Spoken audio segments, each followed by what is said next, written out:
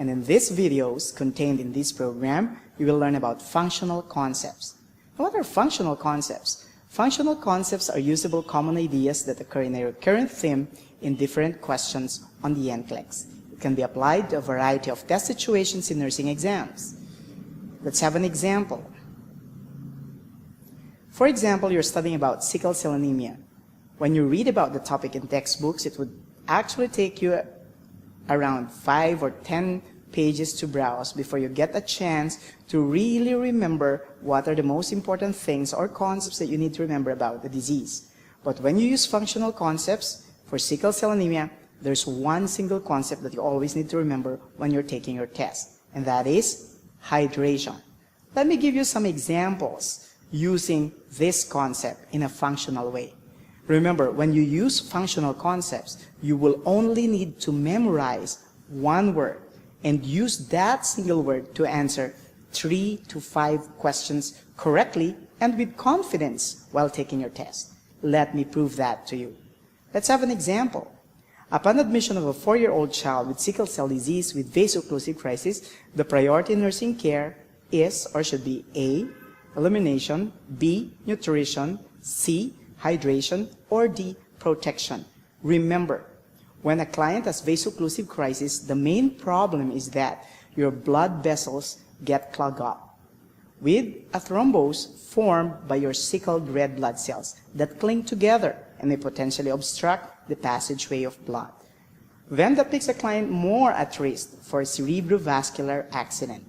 So, to prevent that from happening, always remember the concept hydration. So the best answer for this question is letter C. Let's have another example. Which of the following statements by the mother whose child has sickle cell anemia would indicate a possible precipitating factor of a potential crisis? A, I see to it that my child is well cared for.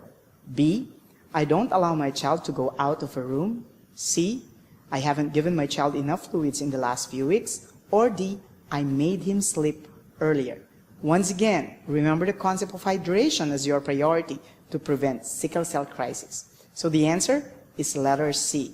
Not giving the child enough fluids would potentially increase the risk for the occurrence of vaso-occlusive crisis in the client.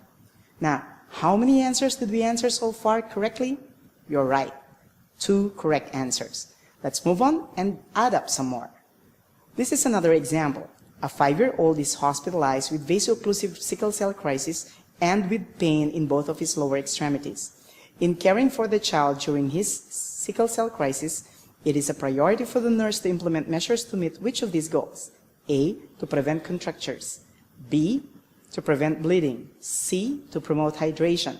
And D, to promote nutrition. What's our functional concept again for sickle cell crisis or sickle cell anemia? You're right. That's hydration. Applying that concept to this question, you actually would choose letter C. Next, we have so far answered 3 correct answers using just a single word. Isn't that amazing? Let's have some more. Let's add up one more in the utilization of the functional concept of hydration for sickle cell anemia.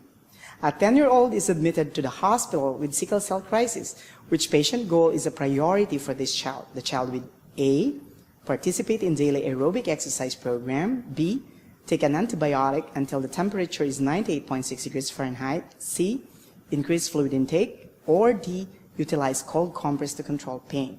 Remember, in vaso-occlusive crisis, the use of warm compress is preferred. Why? Because it could potentially dilate the blood vessels, preventing a potential blockage. Unlike cold compress, which will do the reverse of that. It would potentially constrict the blood vessel and aggravate blockage of the blood vessel. So for this question, remember once again, the magic word, our functional concept for sickle cell anemia is hydration. So the answer is, you're right, letter C, increased fluid intake.